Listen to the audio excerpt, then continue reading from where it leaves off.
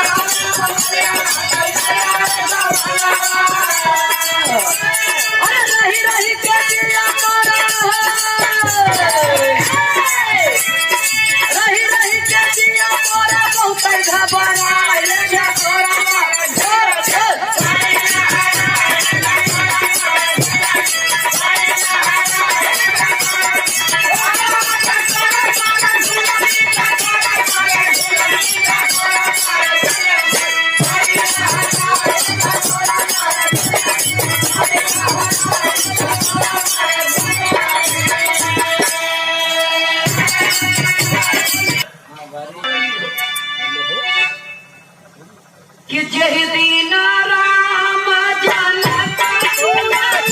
आए हो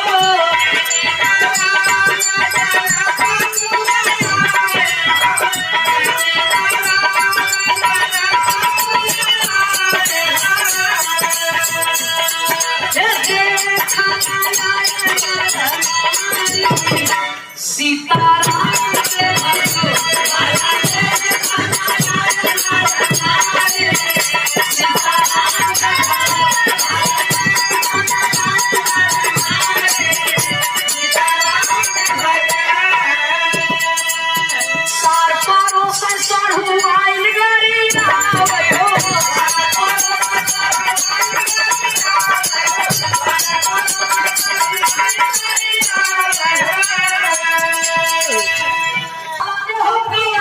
अरे निहुरी परो सैया खलाने हो गवाने रामा और धोतिया धोबिया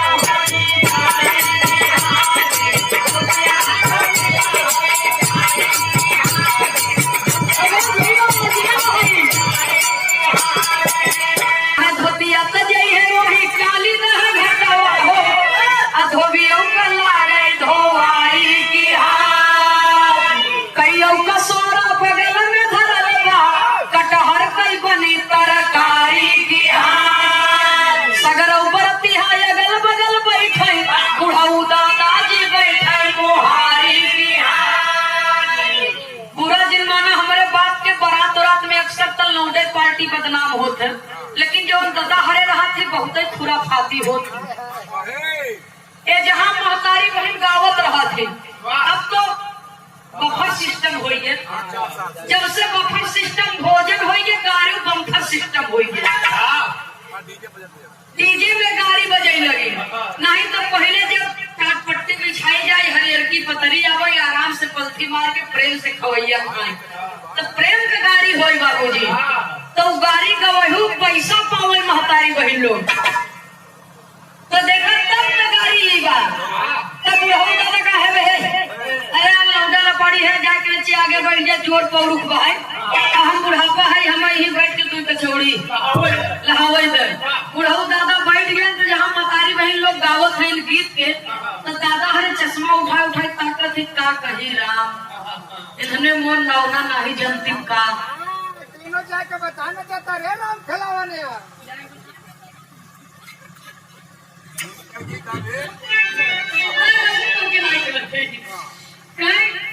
तब जब समझ जाती तब गावत थी बाबूजी कि दादा कुछ कहे चाहत है कहीं हरा ओ हरा जनी ताका बुढ़ाऊ तय हरा ओ हरा जनी अरे ताका बुढ़ाऊ गते गते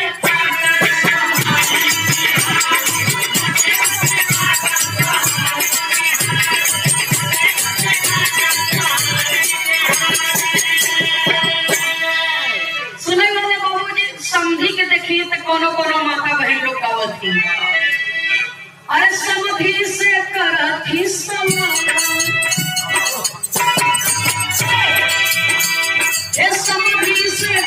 बरती सवा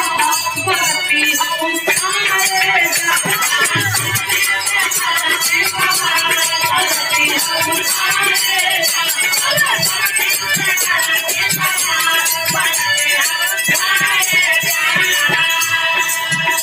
खाए हम सुना तोहरी बहिनी उड़ाई गई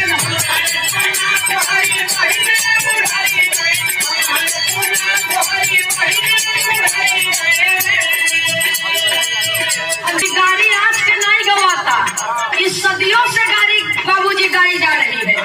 जमाने से जब से ये धरती पर शादी विवाह की प्रथा चली है, इसलिए गाड़ी गाड़ी जा रही है। कहे हम सुना तोहरी बहिनी उड़ाई गई अल्लाह के चमड़ा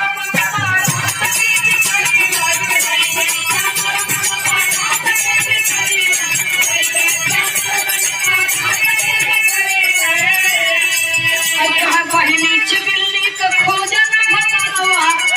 अरे नागल सोनावा से समझी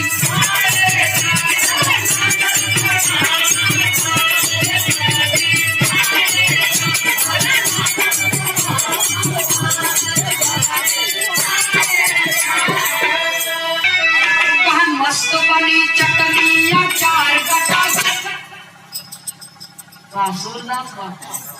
गावत नहीं तो जना खाते ही है मस्त बनी चटनी अचार गटा रसेदार गटा अरे मुश्किल मार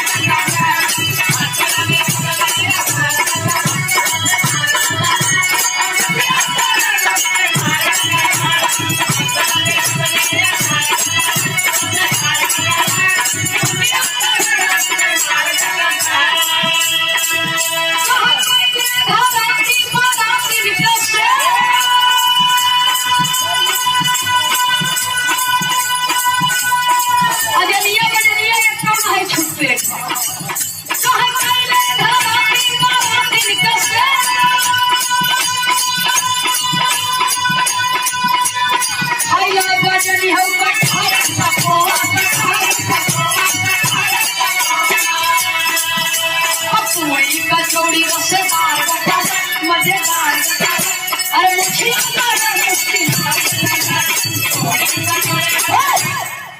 बस करा ढेर दिन खान है नुकसान कही जाए यह गाड़ी